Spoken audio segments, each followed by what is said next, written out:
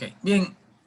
Continuemos con el capítulo 2 que dimos inicio el día de ayer, y vamos a ver las acciones sísmicas, ¿no?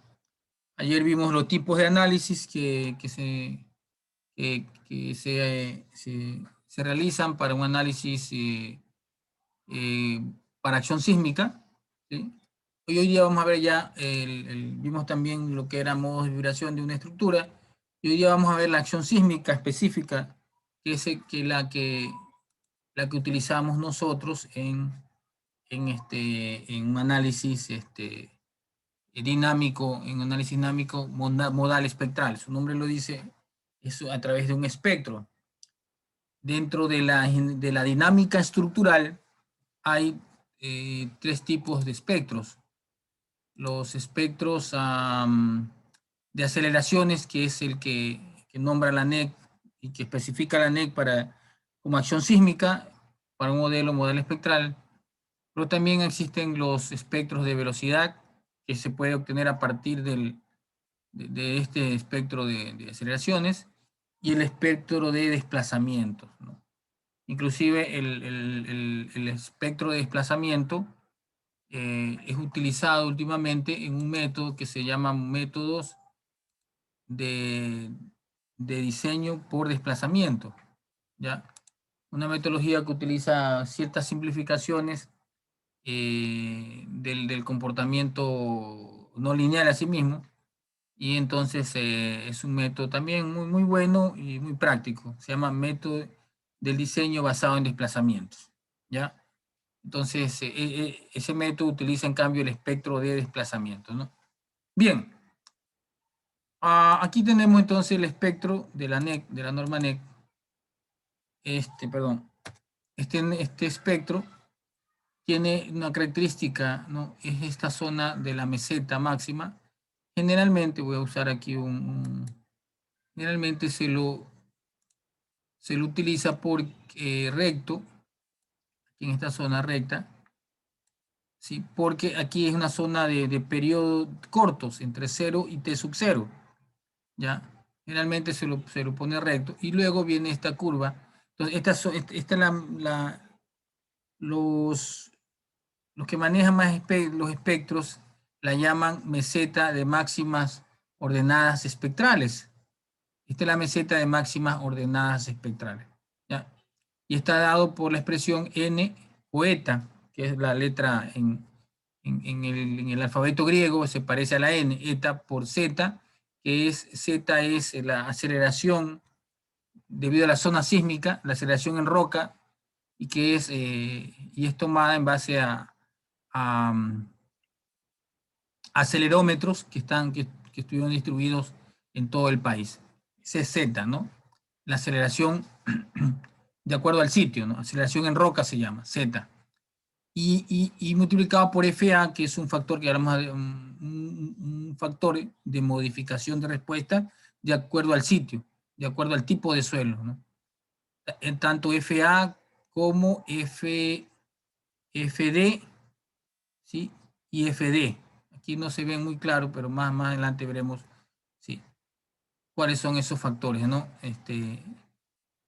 Estos factores N, eta, Z, FA, FD y FE. ¿Ok? Entonces, esta es la zona de máximas ordenadas espectrales, ¿no?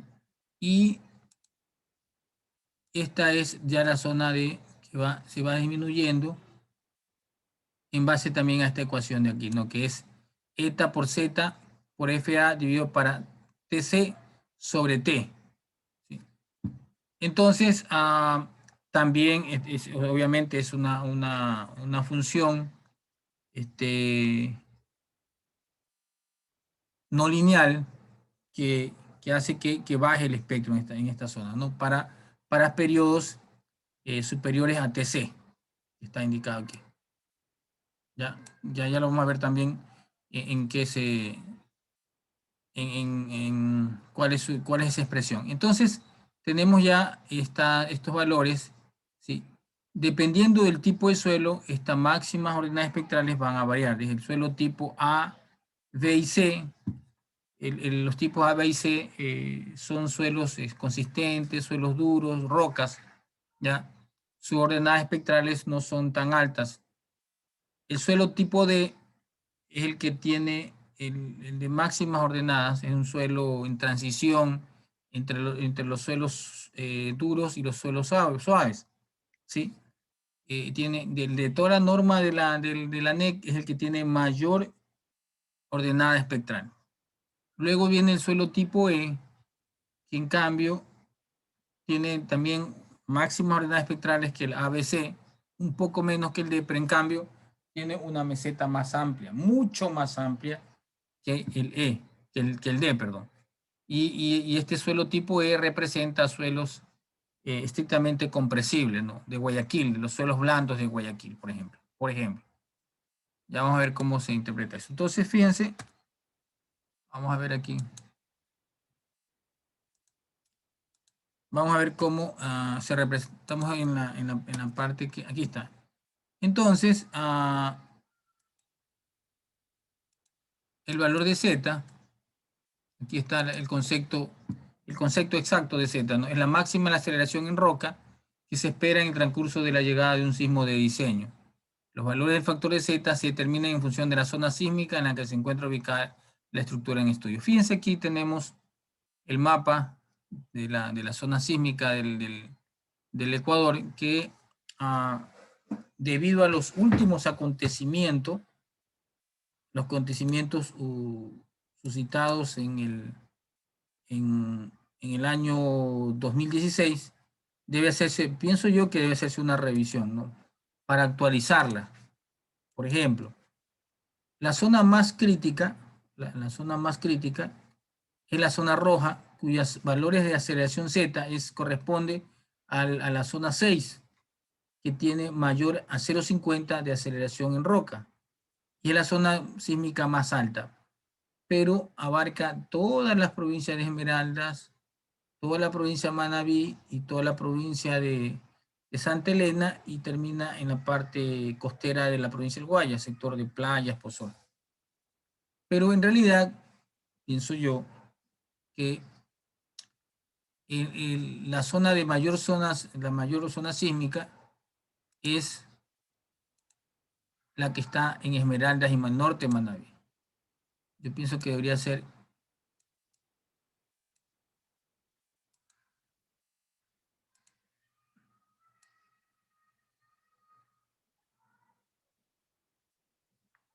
esta, o un poquito menos, ¿no?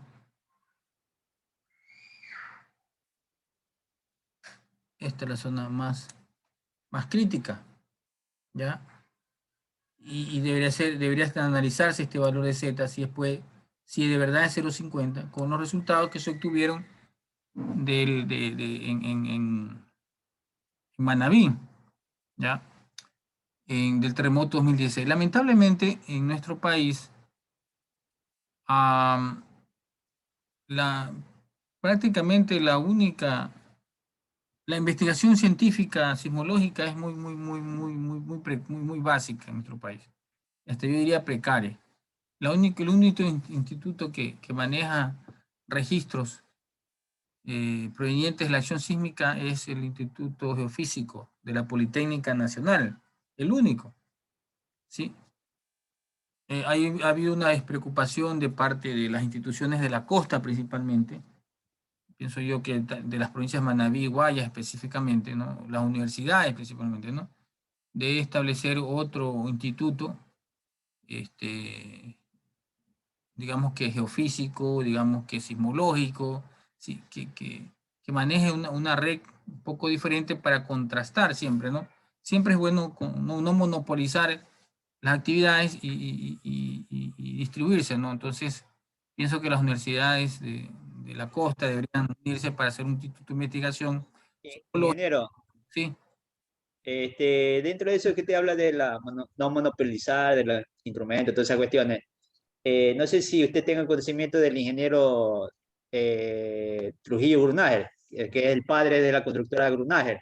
Dentro de eso ahí vienen dos hijos que son PhD, que son graduados en la Católica. Uno de ellos justamente dio una conferencia en la facultad como hace cuando estaba el antiguo decano, el Fernando Abad Montero, y justamente él vino y dio la charla de exposiciones de las cuestiones de unos equipos que había traído del USOL, todas esas cuestiones, de la Católica.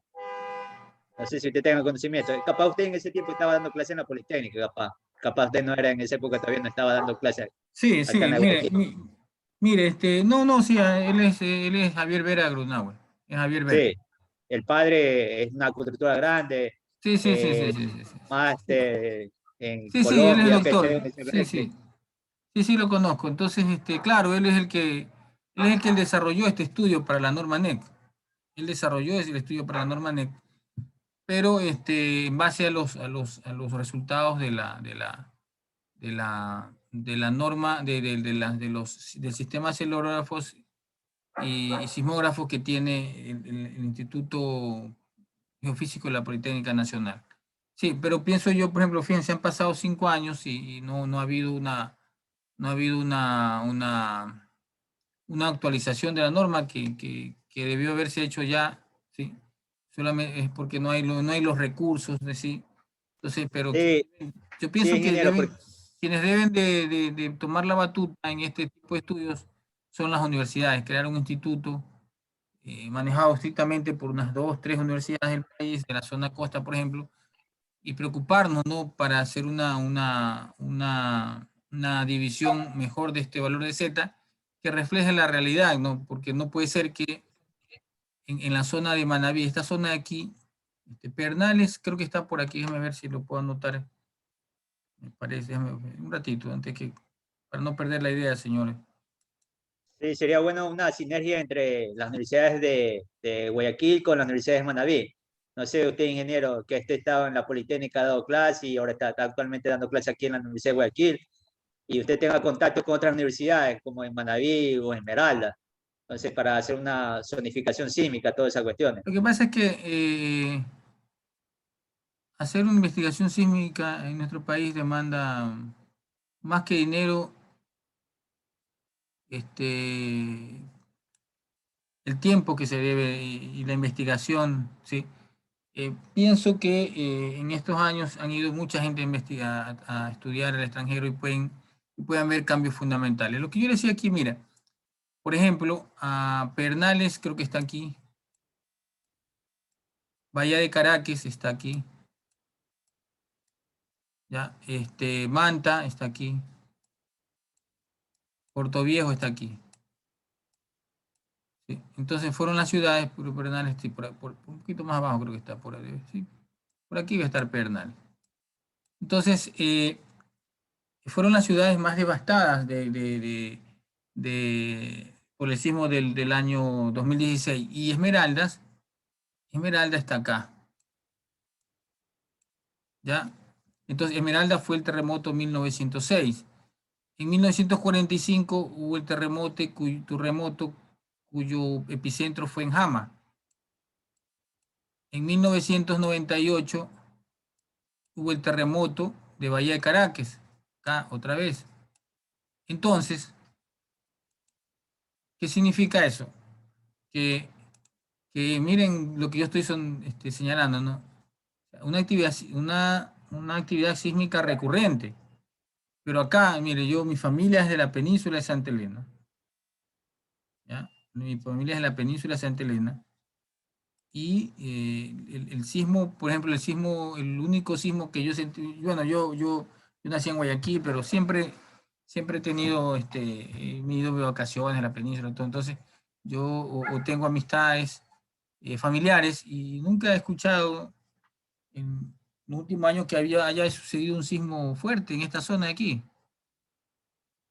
No puede ser que tenga la misma zona sísmica alta que la zona de Esmeraldas y norte de Manabí. Inclusive el mismo Manabí ya al sur, ya en la zona sur, Puerto López, toda esta zona ya baja. Entonces pienso yo que debería haber una mejor distribución del valor de Z para hacer diseños más realísticos. Por ejemplo, aquí pienso yo que si escogemos un Z igual a 0,50, estamos sobredimensionando la estructura, ¿no? ¿Ok? Igual, pero en Guayaquil está la zona sísmica alta también, pero tipo 5, que es 0,40, ¿no? Pero fíjense en Guayaquil, que es esta zona, considero yo que no puede ser la misma que la de acá, que es la zona de, no sé, qué será por aquí, qué sé yo, el Empalme, ¿sí? Donde, o el sector de, qué sé yo, del Carmen en Manaví, donde de verdad no es lo mismo que acá, que en Guayaquil se ve afectado por más directamente por registro sísmico, ¿no? Hay fallas cercanas acá, ¿no? Obviamente acá en Quito, en la zona de la Amazonía, sí, ¿no? En esta zona de la Amazonía sí es alta, ha habido terremotos, y aquí en la zona de Quito, en la zona de Ambato, por aquí, creo que es, bueno, ha habido terremotos, pero en los terremotos de antaño de la sierra no eran porque los terremotos eran de alta de alta liberación de energía, sino más bien por la vulnerabilidad de la... Ya, ingeniero, disculpe que lo interrumpa. Dentro de usted que habla del sismo de la sierra, hay un sismo del año 1700, 1800, no me acuerdo exactamente, pero en Robamba. Es un gran cataclismo que hubo ahí. No sé si usted tenga conocimiento de Sí, eso. ha habido terremotos por ejemplo, en la época de García Moreno, hubo el gran terremoto de Ibarra, 1860 por ahí, donde hubieron una gran cantidad de muertos, pero vamos a ver, es la vulnerabilidad, ¿no? Las casas de adobe. Yo le hacía el ejemplo la clase pasada, que, que el terremoto de Esmeraldas en 1906 liberó energía, puchica, ¿qué será? 100 veces más que el terremoto de Ambato. Pero sin embargo, aquí viene el riesgo sísmico, ¿no? Que es igual al peligro por la vulnerabilidad, la vulnerabilidad de las estructuras, ¿no? Entonces, en la sierra se construía en esa época de barro, entonces eso es no tiene respuesta, muy viene un movimiento y eso se viene abajo. Y como es un material muy pesado, muy pesado, entonces obviamente le cae encima a alguien y lo mata. En cambio, la madera y la caña no. Inclusive esas son estructuras que disipan la energía del sismo, ¿no? La caña, la madera. En cambio, el barro no disipa. Entonces, se viene medio un movimiento y se viene abajo. Entonces, eso, la vulnerabilidad afectó mucho en los terremotos de la sierra de los siglos 19 y 20, ¿ya? Entonces, en ese caso, pues también pueden tener alta vulnerabilidad, aunque ahora ya se construyen estructuras de hormigón que fácilmente pueden disipar energía, ¿ya? Bien, entonces, obviamente, y aquí vienen las zonas, los factores ya de menor valor, 0,35, que es esta zona central de la costa, ¿sí? Viene la zona de 0,30, ya la zona central más de la sierra, inclusive ya sectores como Guaranda, ¿sí? Y, y vienen las zonas ya mucho más, con menos acción sísmica, que ya viene la zona sur austral y la zona del oriente, ¿no? Del oriente, pero ya bien hacia el oeste, el este. Entonces, bien, Ingeniero, aquí dentro de eso déjame de que esté terminar hablando, un ratito. Entonces, aquí en términos generales, se ve aquí la distribución de las zonas sísmicas del país. En términos generales, se hizo un buen trabajo dirigido por el doctor Javier Vera, un buen trabajo, un excelente trabajo. Obviamente, antes no teníamos nosotros este trabajo de zonificación. Es la NEC 15, comenzó a distribuirse por el año 2013, 2014, ¿ya? Antes, yo en mi experiencia, por ejemplo, yo trabajaba con Otón Lara Montiel, él hacía mucha investigación de este tipo. Nosotros construimos nuestro propio mapa de zonificación sísmica. Yo lo ayudé a hacer un año en el año 95, 96, y con eso trabajamos muchos años. Ahí habíamos sacado que el valor de la aceleración en roca era 0,25. Ahora la aceleración de roca es 0,40. Fíjense, ¿sí? O sea, fue un buen trabajo, indiscutiblemente. Lo que yo indico en esta clase, por si acaso, es que se debe actualizar, a discretizar un poco más el mapa de zonificación sísmica en base a las experiencias de los últimos terremotos ocurridos en el país. ¿Okay? Ahora sí, señor Revalino, dígame. Dentro de eso del que está hablando de los mapas de zonificación sísmica, solamente estamos hablando a nivel continental, no solamente de la región insular. Sí, Y hablando del nivel del estamos hablando de continental, la región, del continente, sí. ya, y hablando aparte del oriente, norte, Lago Agrio, Tena, Napo, Pastaza, Puyo, Isusufindi, Shell, todas esas partes mencionadas. ¿Cómo, Sí, qué tipo de sí están factores? zonificadas. Están todas, todo el país se logró zonificar, ¿no? Obviamente ya habría que ver aquí, de acuerdo a las provincias, cómo está distribuido, pero en esta zona que abarca el oriente, que es esta zona entre amarillo y entre naranja y amarillo, son unas zonas entre alta y mediana actividad sísmica, y donde históricamente se han producido los más grandes sismos en el oriente ecuatoriano. Ya hacia el este, hacia el este, obviamente ya la acción sísmica disminuye tremendamente, pero yo diría que los Andes y la Amazonía es esa zona donde se han producido los mayores sismos, porque son fallas que existen en la corteza, ¿no? Pero ya más hacia el este, ya extendiéndose, como usted puede ver, el color verde claro, verde oscuro, son acciones sísmicas ya intermedias y bajas, ¿no? Colores con Z de 0,15. ¿No? Aquí la han puesto alta también 0,25, la 2, pero puede ser, pero ya tiende a ser baja el de color verde, y los que se van adentrando ya hacia la selva amazónica, ¿no?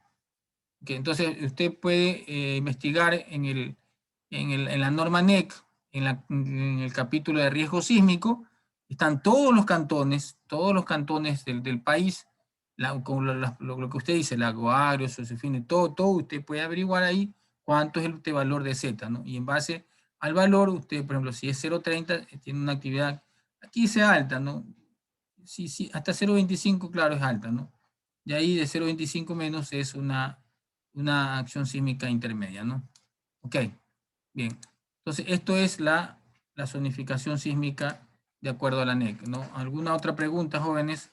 Bueno, ustedes han estudiado mucho desde hormigón 2 y imagino que en las otras materias de ingeniería, por ejemplo, ingeniería sísmica, están revisando estos, y no es nuevo para ustedes, ¿no? Pero sí es importante revisarlo en mi clase para estar bien seguro, ¿no?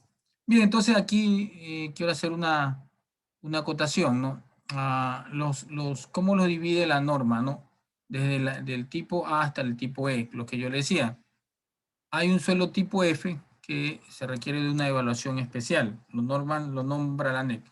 Esta división de los tipos de espectros lo hizo la NEC en base a la norma ASCE, a la norma de la Asociación de Ingenieros Civiles o Estructurales de Estados Unidos, ASCE. ¿Ya? Entonces, es semejante, ¿no? Es casi igual. Se basó en eso para dividir los espectros. El suelo tipo A es un perfil de roca competente, ¿no? O sea, es por ejemplo el espectro que está predominando en los cerros y que tienen una roca dura, lomas de Urdesa, por ejemplo. Lomas de Urdesa, le doy un ejemplo aquí en Guayaquil para hacer un ejemplo, ¿no? La otra es un perfil de roca media, también hay, dependiendo de los estudios de suelo, ya, y depende de la velocidad de corte que se llama B sub S, ¿no? Y están los valores de los hay otros parámetros, no lo hemos puesto aquí, el número de golpes, por ejemplo, ya cuando son, aquí están, cuando son suelos densos, ¿no? Por ejemplo, aquí el suelo tipo C, perfil de suelos muy densos, o roca blanda, o roca meteorizada. que cumplan con el criterio de velocidad de onda cortante, ¿no? Aquí están los valores ya de onda corte mucho menores. Y los perfiles de suelos muy densos o roca blanda que cumplan con cualquiera de los dos criterios, ¿no? Estos criterios, principalmente este, ¿no? El valor del número de golpes más de 50, mayor o igual.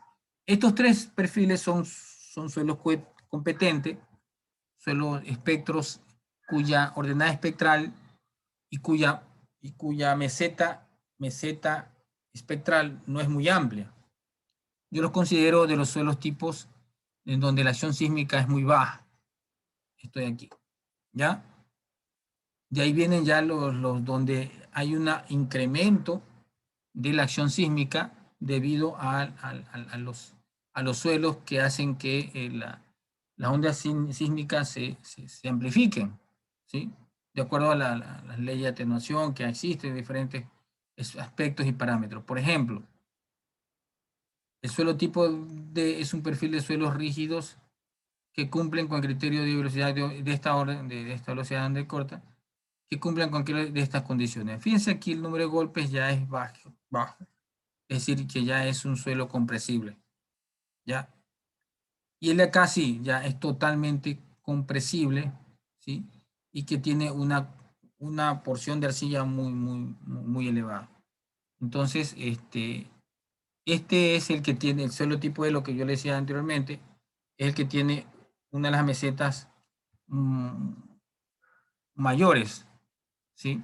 Que abarcan hasta los 2 segundos. Entonces significa que su estructura de no muy alta, ¿sí? Si tiene un periodo hasta 2 segundos y está en un suelo tipo D, por ejemplo, una edificación de 4 plantas, de 3 plantas, que se ha construido en este suelo tipo E, o D, E principalmente, que aquí es un suelo típico en Guayaquil, y su periodo esté por el orden de los 0,04, 0,5, 0,6, va a estar en la máxima ordenada espectral. Entonces, su respuesta va a ser importante, ¿ya? No así si hubiera estado en un suelo tipo A, en donde su meseta apenas llega, creo que hasta 0,30, me parece. Es decir, si su estructura ya tiene 0,6 segundos, ya está de bajada. Ya está de bajada. Acá. Sí, ya está en esta zona ya de bajada. Entonces, la respuesta sísmica no es muy alta, ya porque son periodos cortos. En cambio, el suelo tipo D ya se amplía un poco. Creo que la meseta creo que llega hasta 1.2, 1.6, me parece. Pero en cambio, la tipo E, sí, ya es bastante amplia. Entonces, su edificio mediano siempre va, pequeño, mediano, inclusive un poco alto, siempre va a estar en la máxima ordenada espectral. Por eso que generalmente la acción sísmica es la que manda en ese tipo de estructuras. ¿Okay? Por eso que es importante incorporarnos a esa situación. Bien, vamos a ver aquí, sigamos. Bueno, aquí están los coeficientes que intervienen, el coeficiente FA, el coeficiente FS y el coeficiente FD, que intervienen en el espectro, ¿no? Esto, aquí tenemos el FA en coeficiente de amplificación de suelo en zonas de periodo corto, el FA que le mostraba en el espectro, FS toma en cuenta el comportamiento no lineal de los suelos, y el FD los desplazamientos para diseños en roca, ¿ya? El valor de ETA, este valor de ETA que yo le he conversado con algunos colegas, sí es necesario revisarlo en la norma NEC, porque este valor ETA es el que maneja las máximas ordenadas espectrales, ¿ya? Y si la obra, el proyecto está en la costa o está en la sierra, fíjense, vale 1,80 en las provincias de la costa, excepto Esmeralda, o sea, 2,48 en las provincias de la sierra y Esmeralda y Galápagos. Es la relación de amplificación espectral entre SA y Z en roca, que varían dependiendo de la región del Ecuador, adoptando los siguientes valores. Fíjense, en la costa, o sea, Manabí, la zona de mayor acción sísmica, de acuerdo a los registros históricos, tiene un valor de eta menor que las provincias de la sierra, que amplifican la aceleración espectral. No puede ser posible. Esto tienen que revisarlo, ojalá que se lo... ¿Sí? De tal manera que, por ejemplo, en la costa, por lo menos en Manabí también sea 248, ¿no? ¿Ya? Y 260 en las provincias del Oriente, también mucho mayor, ¿no? Hay que aclarar este tema del ETA en el espectro, ¿no? O aclararlo o investigarlo más a profundidad y discretizarlo mejor, como los valores de Z, por ejemplo, ¿no? Los Z sí están discretizados y del cual opino que debería dividirse un poquito más todavía, ser más específico. Así también el valor de eta que influye en el valor de la aceleración espectral. Ingeniero, Dígame. disculpe que le interrumpa. Buenas noches. Entonces, una buena recomendación, siguiendo la fórmula de la diapositiva anterior, sería importante calcular lo que es el valor de la pseudoaceleración y dividirlo para el coeficiente de zona, dependiendo de nosotros vamos a hacer donde vamos a cimentar la estructura, para obtener el valor real de eta. O simplemente vamos a hacer ahí. No, debemos que nosotros, este valor de eta, debemos de cumplirlo a rajatabla, como dice la norma ANEC. Lo que estoy diciendo yo es que deberían los que hicieron la norma ANEC, en base a los últimos acontecimientos, principalmente el sismo de Pedernales, revisar el valor de eta, nada más, ¿no? Sí, revisar el valor de eta, pero debemos utilizarlo, mientras no se haga un cambio en la norma oficial, debemos seguir trabajando con los valores de eta que indica la NER, que indica la norma, ¿no? Eso es lo que estoy diciendo, ¿ya? No, yo creo que o sea, lo que yo le estaba tratando de indicar es que si perdón. nosotros podemos hacer podemos hacer la comparativa, ¿no? Ya, Imaginemos sí. que me da un eta mayor, obviamente yo utilizaría el eta calculado, más no el eta que me propone la norma, Sí, para sí, ser sí, más conservadores, a eso me refería. ya, ok, sí. Puede ser con el objetivo usted dice comparar, ¿no? Sí, sí puede ser una buena opción para ver qué resultados puede estar dando, ¿no? Si quién está hablando, no lo puedo entender, que son creo que 2 hojas. Alvarado Menéndez. Alvarado, ya, Brian Alvarado. Buena acotación. Bien, entonces el FA, FD y FS son valores que ya dependen del tipo. Eso no vamos a quedar mucho tiempo en esto porque son de fácil de uso, ¿no? Entonces, y finalmente, lo que tiene que ver con el comportamiento inelástico, ¿no? ¿Ya? Entonces, el espectro que usted obtiene con las máximas aceleraciones es un espectro que se denomina elástico. Es decir que para diseñar la estructura con ese espectro, si diseñamos la estructura con ese espectro, la estructura va a tener una respuesta elástica, ¿sí? Es decir que las secciones van a tener una capacidad que puedan soportar la máxima demanda del sismo. Obviamente, si hacemos con ese espectro elástico, la estructura van a tener secciones grandes, ¿sí? Muy grandes, y obviamente la estructura prácticamente se mantendrá en el rango elástico, inclusive cuando venga el sismo, pero su costo será mucho mayor. Entonces ahí es cuando interviene el factor R. Y ese factor R es, en el caso de los espectros, dividir la demanda del espectro elástico, la máxima ordenada espectral, dividir para ese factor R, y lo que tenemos es de que obviamente la demanda sísmica va a disminuir, y por lo tanto la estructura, cuando venga el sismo, no va a tener la capacidad de absorber esa demanda, y por lo tanto esa absorción de esa energía se lo deja a la energía de formaciones que pueda disipar el sismo. Y eso hace que la estructura ingrese en el rango inelástico. ¿Ok? Y entonces ahí es, por eso es que este espectro, ya aplicando el factor R, que es el factor de reducción de fuerza sísmica, entonces ahí tenemos ya el espectro inelástico. Por eso el nombre, ¿no? Espectro elástico y el espectro inelástico.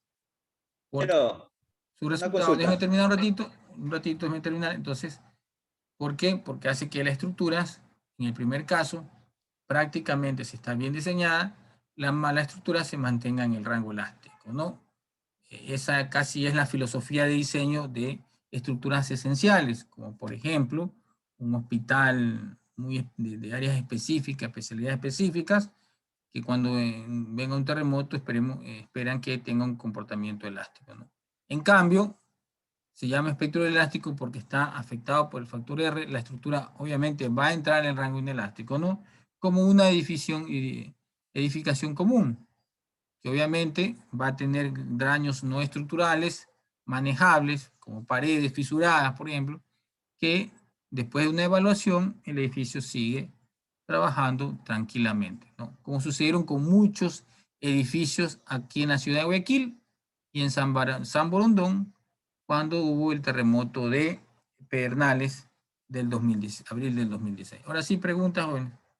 Ya, ingeniero, dentro de lo que está hablando de los aspectos del elástico e inelástico, ¿ese comportamiento influía también lo que es parte de la reología de los materiales ¿La o qué? no? ¿La qué? La reología, la reología, La reología. ¿Qué se refiere con sí. reología? El comportamiento de los materiales que ante un esfuerzo inducido. Ciencia que estudia deformación de los Claro. y el flujo de los materiales. No, no incluiría, no daría como uno de los parámetros a A ver, considerar. claro, o sea, bueno, ese término no lo he manejado mucho, pero lo que sí le puedo decir es que, y lo vamos a ver en el siguiente capítulo, es que los materiales obviamente deben, el hormigón principalmente, el hormigón armado se convierte en el momento que usted lo diseña adecuadamente, con el acero de refuerzo apropiado y cumpliendo con lo que dice la norma NEC, las normas NEC o la ACI, entonces usted vuelve a ser hormigón armado un elemento dúctil, ¿ya?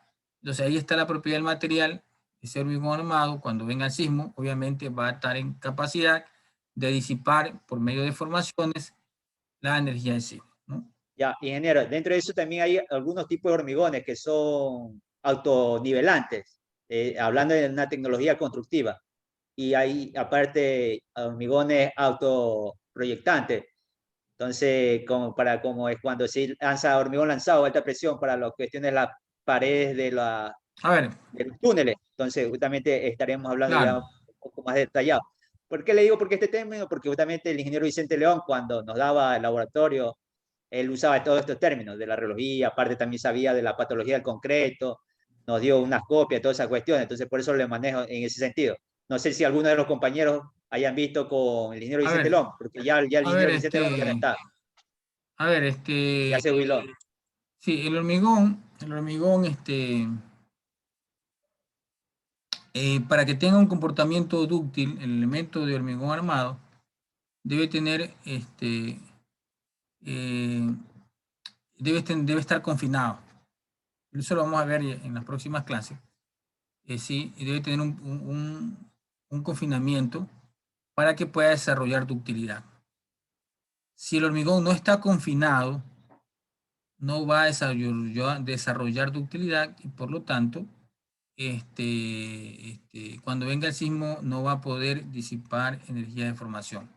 Ahora, hay esas estructuras, como usted dice, hormigón lanzado, que hacen estructuras de vivienda, pero hay que ver cómo es el comportamiento estructural. Si es en base a muros, obviamente la estructura, si es con muros, casi no va a entrar en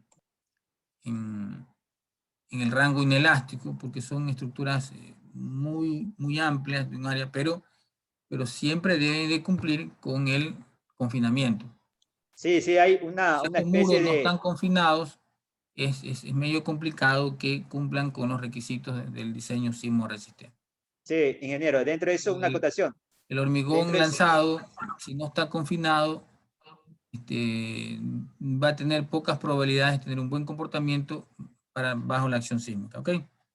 Sí, ingeniero, dentro de eso, unos compañeros estuvieron trabajando hace años en una de esas viviendas de la Ciudadela, no me acuerdo qué nombre, que tenían ese tipo de confinamiento de mallas, así como esas mallas que son de retícula de 15 por 15, de FIDE 5.5, Ya, 6.5, de pero Jardines caballero, Gámez, caballero, si no tienes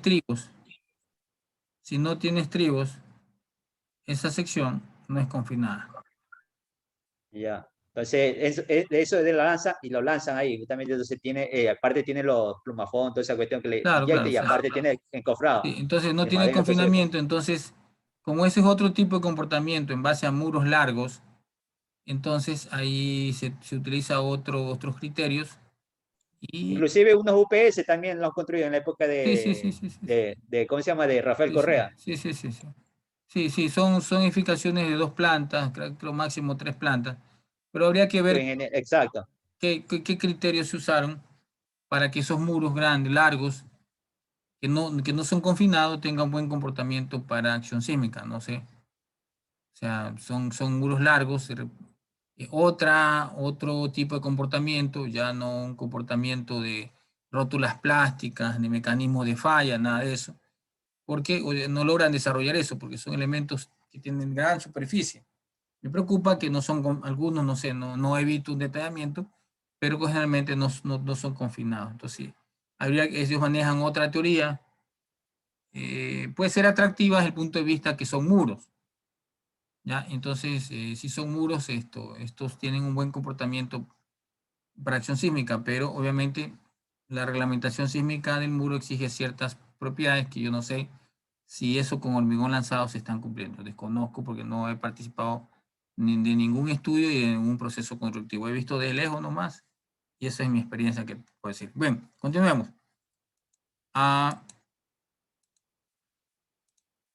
Bien, entonces tenemos ahí ya los factores R. Aquí están, bueno, otro ejemplo aquí sí ya se hace en algunos casos, si tenemos estructuras de periodos cortos, podemos utilizar esto, ¿no? ¿Ya? Bien, eso con respecto al espectro, ¿no? La acción sísmica, ¿no? Entonces, hasta ahorita ya hemos visto lo que es lo que vimos de ya del análisis, de la acción de la carga, ¿no? A través de modos de vibración y de espectros. ¿Cuál espectro que vamos a utilizar? El de la norma NEP. ¿Ok? Bien. A ver cómo vamos con el tiempo. Necesito yo. Ya. Uy, no hay 10. Entonces, ahora, las derivas. Bueno, ahora sí vamos a ver la respuesta. Y una de las respuestas más interesantes que vamos a analizar y vamos a revisar en nuestro proyecto es las derivas. Aquí, este tema de las derivas, bueno, no lo tengo en buen orden, pero se obtiene a través de un modelado estructural en ITAPS. Es fundamental. Me voy a adelantar un poquito del modelado en ITAPS y luego regreso al de las derivas para terminar la clase. Entonces, fíjense, el modelo estructural es el reflejo del comportamiento real de una estructura. Entonces, para que demuestre el comportamiento real, debe ser bien modelado, perfectamente modelado. ¿Ya? Entonces debemos tener nosotros conciencia de hacer un buen modelo estructural. Y lo vamos a hacer nosotros ya sea en ITACS o ya sea en SAC 2000. Cualquiera de los dos. Son de la misma familia del CSI. Desarrollaron eso para estructuras específicas,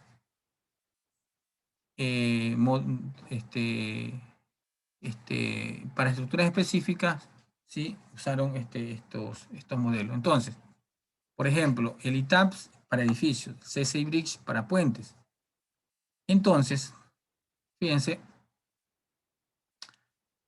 en el modelo ITAPS hay que registrar bien las propiedades de los materiales, definir bien la geometría de la sección. de la geometría de la estructura en general y definir bien las secciones de las vigas. Fundamental eso, ¿no? Y luego, cuando usted ya tenga un buen modelado, ya debe establecer bien, por ejemplo, la losa, el tipo de losa que va a utilizar. Usted establecer bien, por ejemplo, fíjense aquí, una losa nervada en 2 direcciones.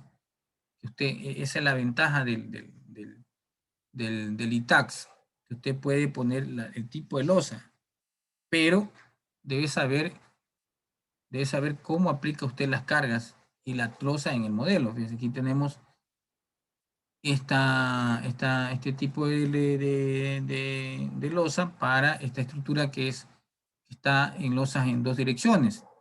¿Ya? Establecer bien las cargas que están actuando o que van a actuar en la estructura y además establecer bien las cargas en ese aspecto, el espectro, ¿sí? El espectro, ¿ok? Bien.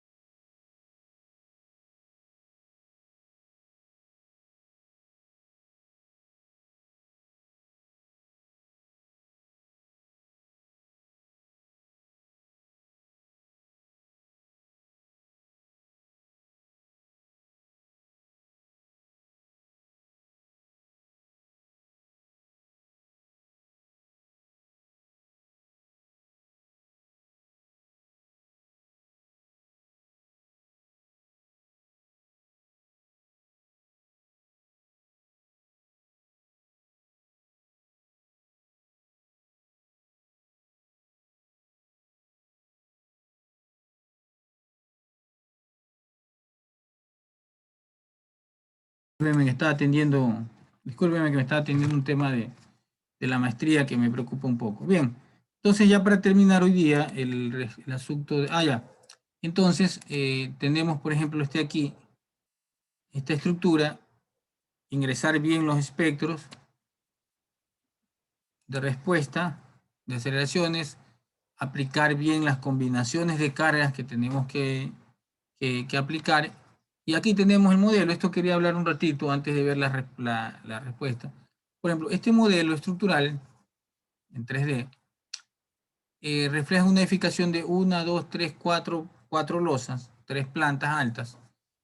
Y del estudio que hicimos con un alumno de titulación, un par de alumnos de titulación, por ejemplo, es qué importancia tiene de cuando la escalera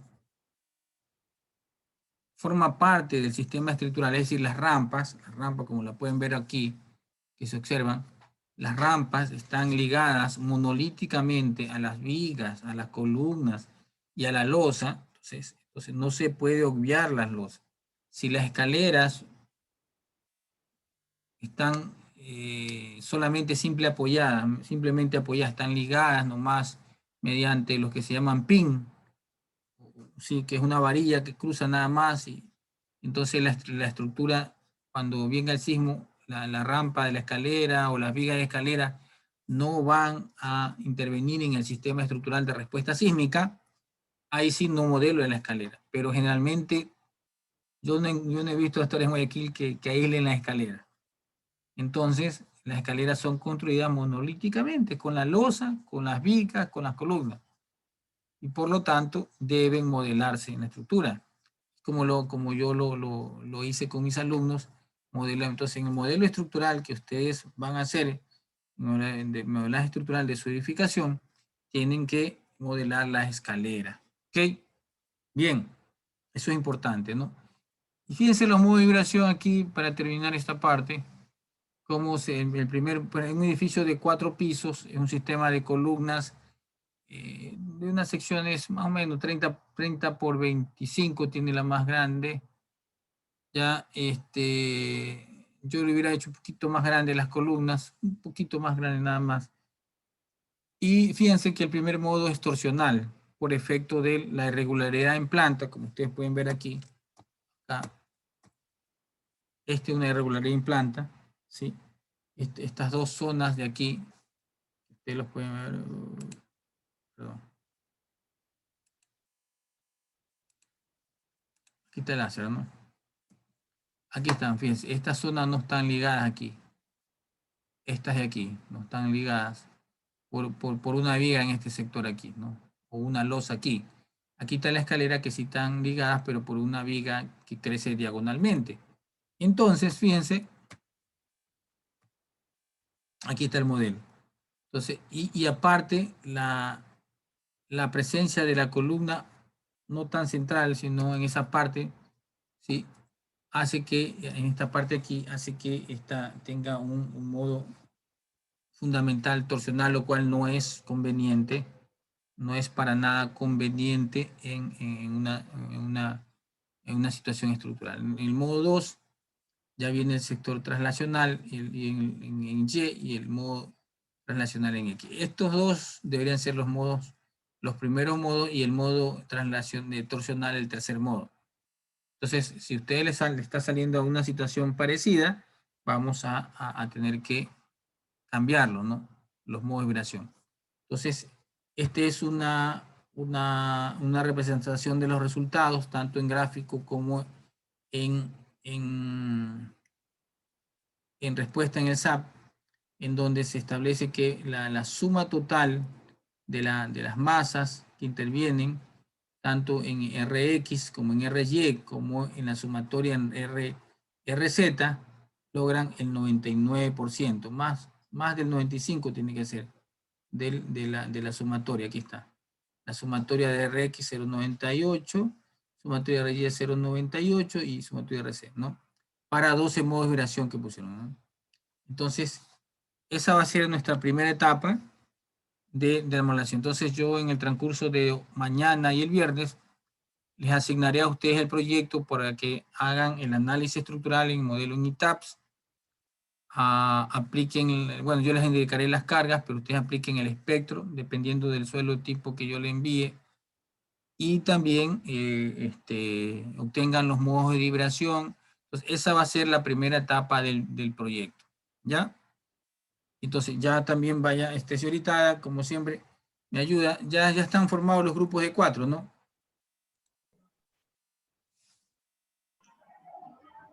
Solamente están los de las parejas, pero ahora ya. es un poco más Sí, fácil sí, sí.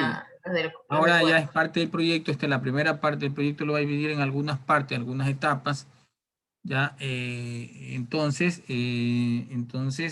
la primera etapa va a ser elaborar el modelo matemático en base a los parámetros que yo le dé y las primeras respuestas hasta obtener las derivas, ¿no? Hoy día ya no voy a ver las derivas, sino que voy a preparar la información para que ustedes puedan desarrollar bien el modelo, ¿no? La próxima clase veremos lo que es las derivas, factores R, la comparación del factor, la respuesta del estático, el cortante estático versus el cortante dinámico. Entonces, todos esos parámetros que primero se ven en una estructura. Ahí terminaremos la primera parte del proyecto. En base a van a ser edificaciones que varían entre 4 a 6 a 7 pisos, ¿no? Entonces yo les mandaré los parámetros para que primero lo dibujen como especie arquitectónico y luego hagan el modelo estructural y obtengan las primeras respuestas dinámicas de la estructura, ¿ok? Entonces, señorita Ada me envía los grupos de 4 máximo, 4 máximo, ¿ok? Para yo poder asignar el proyecto hasta el día viernes. Yo se lo envío, lo subo a Moodle y le doy todos los parámetros que tienen que hacer en esta etapa. Cosa que el día martes que nos reunamos, vamos a tener una reunión amplia, con preguntas, todo, para que puedan desarrollar de la mejor manera su proyecto. Y el fin de semana lo puedan revisar ustedes. ¿Ok? Ingeniero, Dígame. para una actividad asincrónica, usted nos hizo hacer grupos. No sé si Sí. voy a trabajar con esos mismos. Ese es el primer paso, claro, sí, por supuesto. Ahora, si usted tiene esa lista, Ada. No, pero están formados en WhatsApp, están formados los grupos, supongo. Bueno, entonces... Están formados dependiendo de lo que fueron subiendo las clases, pero la lista como tal, pues ya la voy a... No, yo necesito que Ada me haga una lista en Excel de los grupos. Entonces vayan, o sea, basados en los mismos grupos que se generaron para esa actividad asincrónica, así también ustedes, por favor, pasen esa información, ¿ok? Listo. Ok. Listo, pásenle a Ada para que ella me genere los grupos. Son 40, aquí tengo 47 participantes, no sé si habrá faltado alguno. Son 46 alumnos. 51 estudiantes. O sea, faltaron 5 hoy día.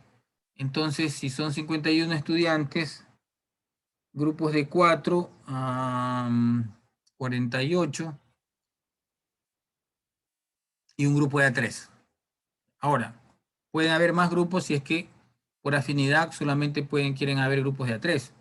No hay problema. Entonces ahí generaría otro grupo, otros 1 o 2 grupos más, ¿no? Dependiendo de... Sí. O sea, lo máximo 4. Lo máximo. ¿Ok?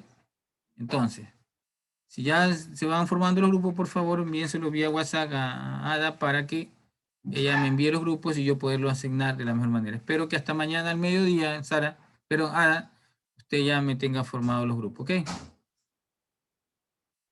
Listo, le agradezco. Yo se los envío mañana.